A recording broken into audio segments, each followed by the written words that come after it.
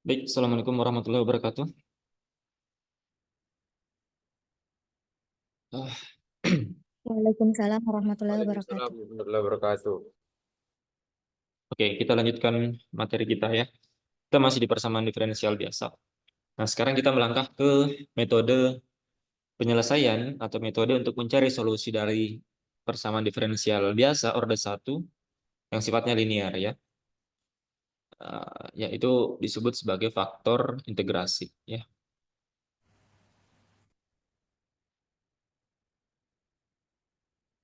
Nah, metode ini dilakukan ketika persamaan yang kita punya itu sudah tidak bisa lagi diselesaikan dengan separasi variabel dan tentu saja metode integrasi langsung ya. Nah, kita tinjau kembali persamaan diferensial biasa orde satu yang sifatnya linear ya. Nah, kita sudah tuliskan kemarin bentuk persamaannya secara umum itu adalah A1 di mana A1 itu merupakan fungsi X ya dikali Y aksen ditambah A0 XY ditambah BX sama dengan BX ya. Di mana A1, A0 dan B itu merupakan fungsi X ya. Nah, kemudian di sini A1-nya itu bukan 0 ya. Kalau dia 0 berarti dia bukan persamaan diferensial ya. Kemudian Y aksen itu adalah dy dx. Nah, kemudian kita coba sederhanakan persamaannya ya dengan kita kalikan kedua ruas dengan kita bagi kedua ruas dengan A1 ya. Maka kita akan dapatkan persamaannya. Kita bisa tuliskan sekarang menjadi Y aksen ditambah dengan P fungsi X Y sama dengan Q fungsi X ya. Di mana PX itu adalah A0 dibagi A1. Kemudian QX itu adalah B per A1 ya. Nah, jadi sekarang kita punya persamaannya seperti ini. Persamaan eh, diferensial orde satu yang linear itu bentuknya sekarang seperti ini. Nah, di kasus yang kemarin dengan separasi variabel kita bisa selesaikan dengan asumsi bahwa P dan Q ini itu merupakan konstan ya. Jadi kalau P dan Q itu konstan, kita masih bisa selesaikan dengan separasi variabel. Kalau Q-nya 0, maka kita bisa selesaikan dengan metode integrasi langsung. Tapi ketika P-nya dan Q-nya itu merupakan fungsi dari X, maka kita membutuhkan metode yang lain ya, yang disebut sebagai faktor integrasi. Jadi semakin rumit bentuk persamaannya, maka kita membutuhkan metode yang lebih advance ya untuk menyelesaikan persamaannya. Nah, bagaimana metode faktor integrasi itu? Nah, kita mulai dulu dengan meninjau ketika Q-nya sama dengan 0 ya. Kita tinjau Q-nya sama dengan 0. Berarti kita punya sekarang persamaan Y aksen ditambah PY itu sama dengan 0 ya. Atau dengan kata lain Y aksen itu sama dengan minus PY. Nah, Y aksen kita tahu adalah dy dx itu sama dengan minus PY ya. Jadi kita bongkar persamaannya. Kemudian kita kedua ruas kita separasi variabel di sini ya. Kita kali dengan dx dy ya. Jadi kita kumpulkan di ruas kiri y, di ruas kanan x ya. Berarti kita akan dapatkan persamaannya menjadi di sini dy per y sama dengan minus p dx ya. Kita tahu p adalah fungsi dari x. Kemudian setelah ini baru kita integralkan kedua ruas. Nah, di sini kita dapatkan sekarang persamaannya menjadi ini menjadi ln y, ini menjadi minus integral p dx. Kita belum bisa selesaikan karena kita belum tahu p ini bentuk fungsinya secara eksplisit seperti apa ya. Jadi kita biarkan saja dalam bentuk integral.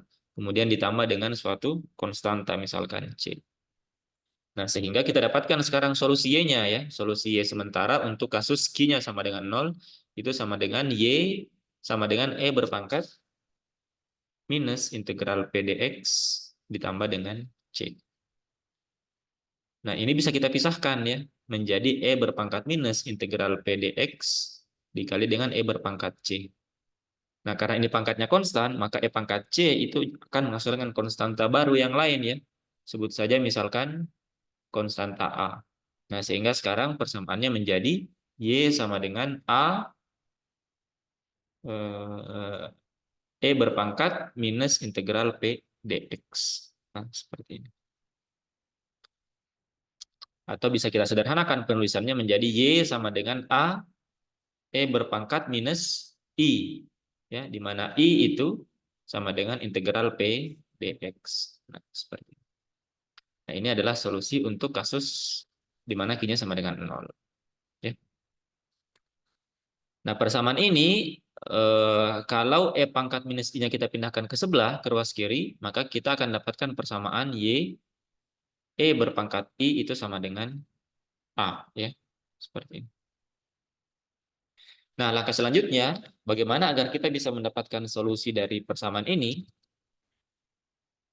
Nah, persamaan yang ini, itu kita turunkan terhadap dx ya. Jadi ruas kirinya ini kita turunkan terhadap x ya. Jadi sekarang ini saya tuliskan saja tanda panah ya ke sini. Nah, ke sini. Jadi kita turunkan persamaan ini terhadap x ya. Jadi d dx dari y e pangkat i ini sama dengan a. Nah, tentunya yang ini karena dia konstan pasti akan sama dengan 0 ya. Jadi kita fokusnya di ruas kiri saja. Maka d dx dari y e pangkat i kita turunkan dulu yang y-nya ya. Berarti kita punya y aksen dikali dengan e berpangkat i ditambah dengan y d dx dari e pangkat i. Nah, turunan suatu fungsi eksponensial itu sama dengan turunan dari pangkat eksponensialnya dikali dengan fungsi itu sendiri ya. Maka di sini persamaannya menjadi y aksen e berpangkat i ditambah dengan y di dx dikali dengan e berpangkat i ya, seperti ini. Kemudian e pangkat i-nya bisa kita keluarkan ya. Maka kita dapatkan e pangkat i dikali y aksen ditambah y di dx. Nah, kita tadi punya di dx itu apa? I itu adalah integral p dx ya. Berarti di dx itu sama dengan p. Betul ya, turunan dari integral p dx adalah p. Nah, sehingga suku ini sekarang menjadi e pangkat i y aksen ditambah y dikali dengan ini adalah p ya. Atau kita tuliskan dulu p y seperti ini. Nah, ini adalah d dx dari y dikali e pangkat i. Nah, sekarang perhatikan suku yang ini itu tidak lain sama dengan yang ini ya. Nah, ini. Nah, sehingga ini tidak lain adalah Qx ya. Qx. Bisa diikuti ya. Jadi suku yang ini setelah kita turunkan, ternyata dia sama dengan ruas kiri dari persamaan diferensial orde 1 yang kita punya di awal tadi. Di mana dia sama dengan Qx ya. Nah, atau persamaan ini itu akan menyerupai persamaan ini jika persamaan di atas dikali dengan E pangkat I ya. Jadi kita tuliskan kembali persamaan diferensial yang di atas. Y aksen ditambah dengan PY itu sama dengan Q. Ini kita kalikan dengan E pangkat I ya. Maka kita akan dapatkan di sini E pangkat I dikali dengan Y aksen ditambah PY itu sama dengan E pangkat I dikali dengan Q. Ya. Nah, perhatikan suku yang ini itu tidak lain sama dengan suku yang ini ya. Berarti ini adalah d dx dari y e berpangkat i itu sama dengan e pangkat i dikali dengan q. Nah, dari sini kita bisa dapatkan solusi y-nya nanti ya. Caranya adalah kedua ruas kita kalikan dengan dx. Maka kita dapatkan persamaan d y e berpangkat i sama dengan e pangkat i q dx. Bisa diikuti ya. Nah, dari sini kita bisa integralkan kedua ruas sekarang. Kita integralkan kedua ruas. Nah, integral dari D suatu fungsi itu sama dengan fungsi itu sendiri ya. Ingat integral dari dfx itu sama dengan fx ya. Berarti integral dari dy pangkat i itu sama dengan y pangkat y dikali e pangkat i. Berarti kita dapatkan di sini y berpangkat i ini sama dengan, nah suku yang ruas kanan ini karena kita belum tahu bentuk eksplisit dari Q-nya, sehingga kita biarkan saja ya. Seperti ini. Jadi di sini kita tuliskan saja tetap bentuknya karena kita belum tahu Q itu bentuk eksplisitnya seperti apa. Jadi E pangkat I Q dx ditambah dengan suatu konstan ya. Seperti ini. Nah, kemudian kedua ruas karena kita mau mencari solusi Y-nya, kita kalikan dengan E berpangkat minus I. Maka kita dapatkan di sini sekarang Y sama dengan E berpangkat minus I dikali dengan integral E berpangkat I Q dx ditambah dengan C E berpangkat minus I. Nah, ini tidak bisa kita keluarkan ya, karena I itu merupakan fungsi X ya. I kan adalah integral P dx, sehingga dia tidak bisa dikeluarkan dari integral. Nah, jadi sekarang kita sudah dapatkan bentuk solusi dari Y-nya. Ya. Nah, inilah yang disebut sebagai faktor integrasi. Di mana E pangkat I inilah yang disebut sebagai faktor integrasi. Di mana I itu sama dengan integral P dx. Nah, jadi solusi ini merupakan solusi umum PDB orde 1 linear. Ya. Jadi semua PDB orde 1 yang linear itu bisa diselesaikan dengan solusi umum ini ya. Termasuk kasus-kasus yang bisa diselesaikan dengan separasi variabel dan integrasi langsung. Jadi bagaimana caranya? Kalau kita sudah dapatkan bentuk solusi umumnya, tinggal kita cari yang mana Q-nya, yang mana P-nya.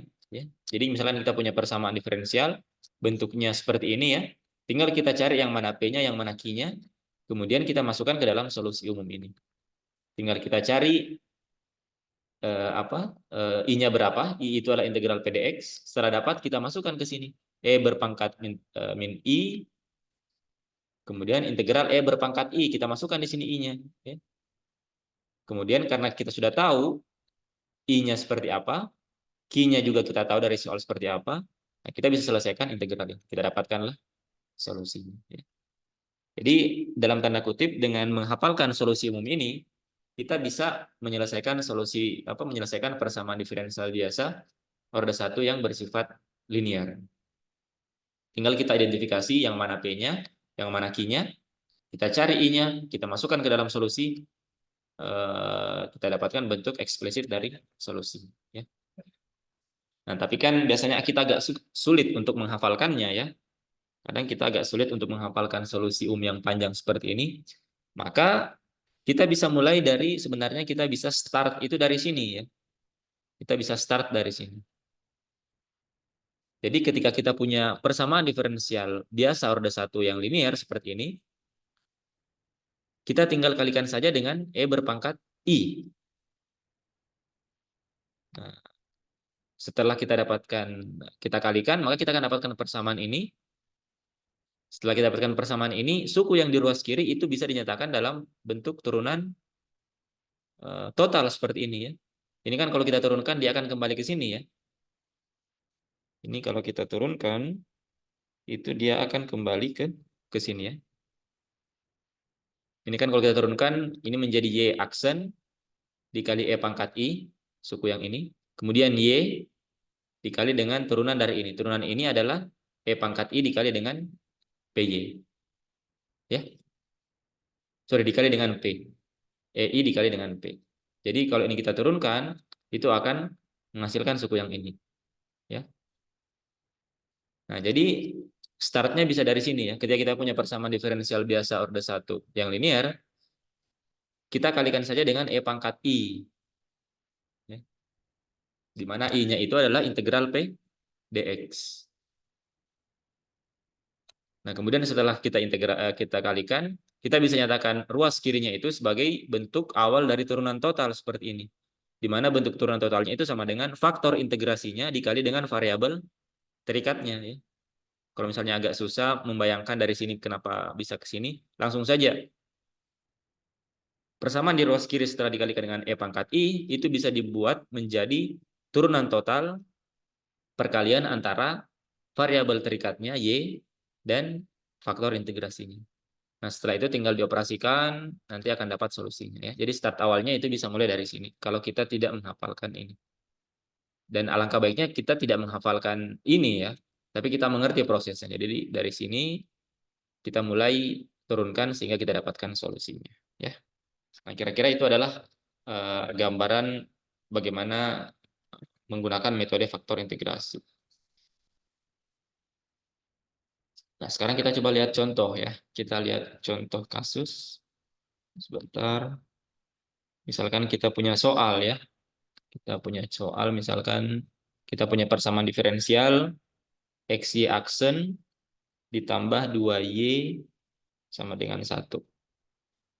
Nah, kita coba arahkan dia sehingga bentuk persamaannya menjadi Y aksen ditambah PY sama dengan Q. Artinya tidak ada konstan di depan Y aksen, tidak ada variabel di depan Y aksen.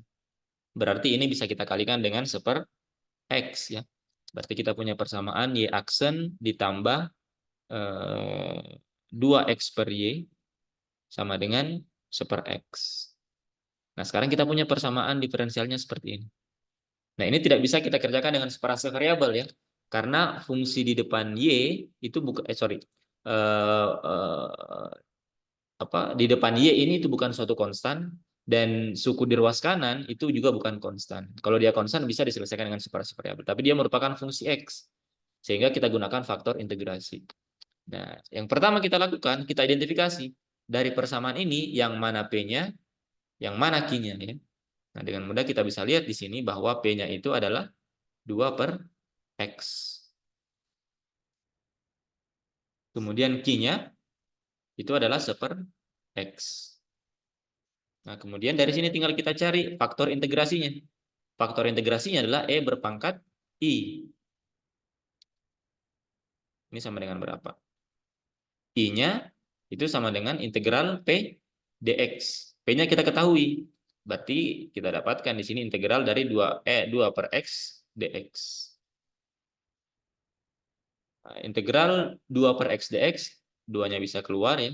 Integral 1 per X dx, berarti sama dengan 2 ln X.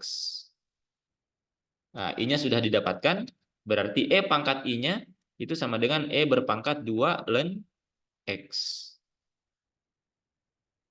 2-nya bisa pindah menjadi pangkat X-nya ya. Dari sifat logaritmik, berarti E pangkat ln X pangkat 2. Nah, E berpangkat ln X pangkat 2, ini sama dengan X pangkat 2. Ya. Ini bisa dilihat di sifat-sifat pangkat logaritmik. Ya. Jadi E berpangkat ln X kuadrat itu sama dengan X kuadrat. Nah, jadi kita sekarang sudah dapatkan faktor integrasinya.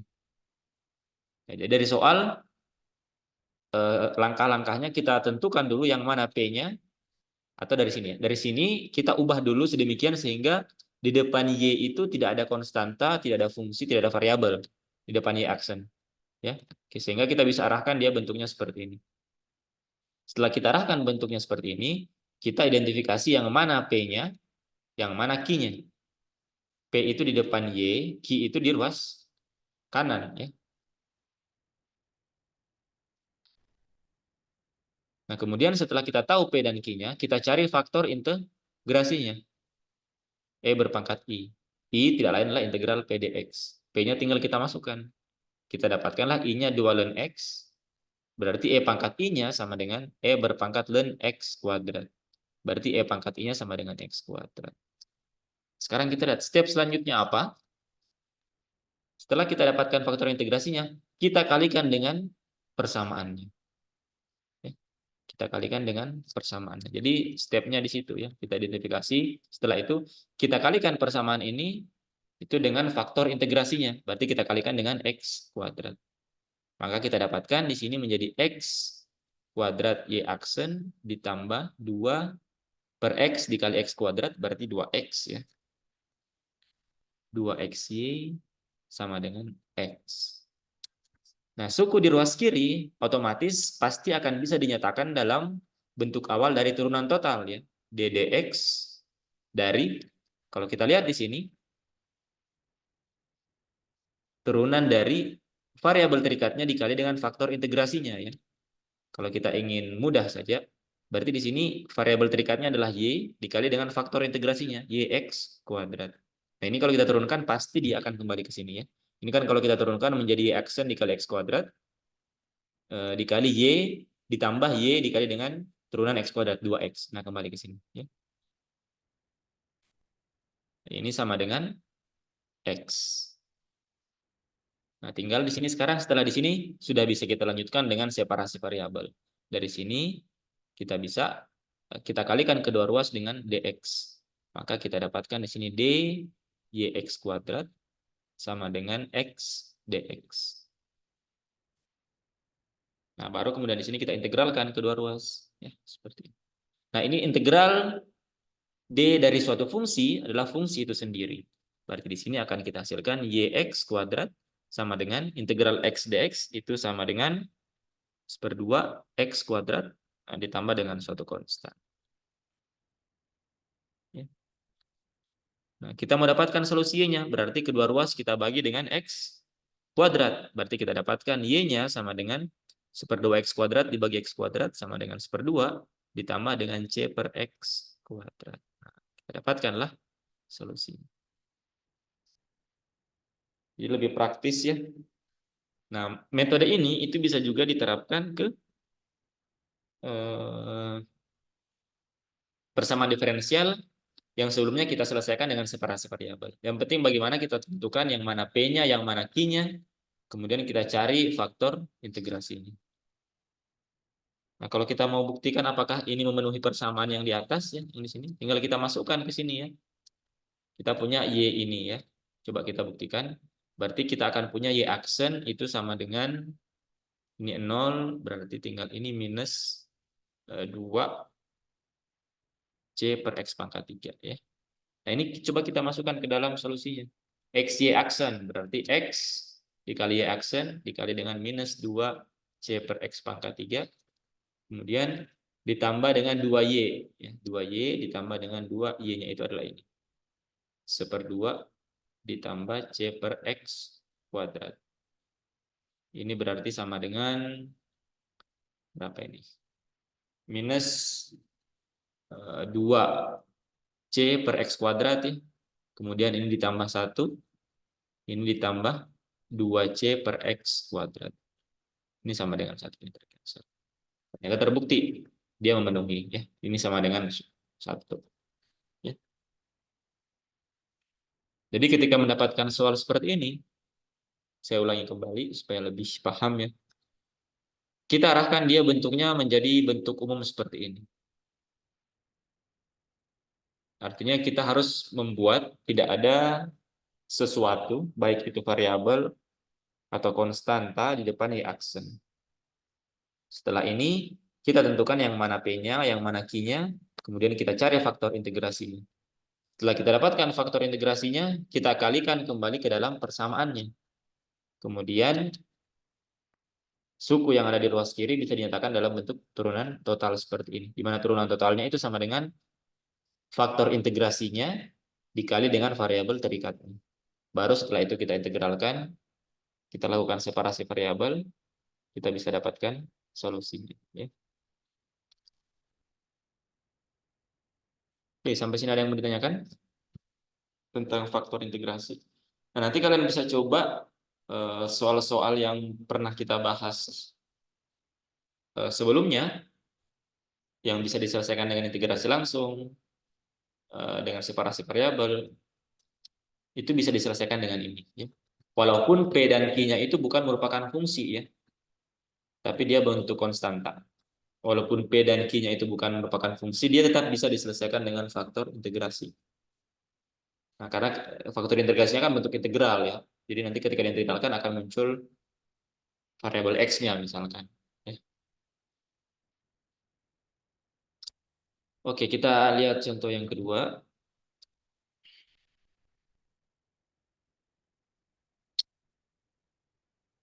Contoh yang kedua, misalkan kita punya fungsi X2 Y aksen ditambah 3Y sama dengan X pangkat 3. Kita punya bentuk persamaan diferensialnya seperti ini. Nah, ini bisa kita coba selesaikan dengan metode faktor integrasi. Nah, oke. Ini bisa kalian coba dulu. Sekarang coba dikerjakan sendiri. Kita break dulu 10 menit, nanti kita lanjutkan ke sesi yang kedua ya.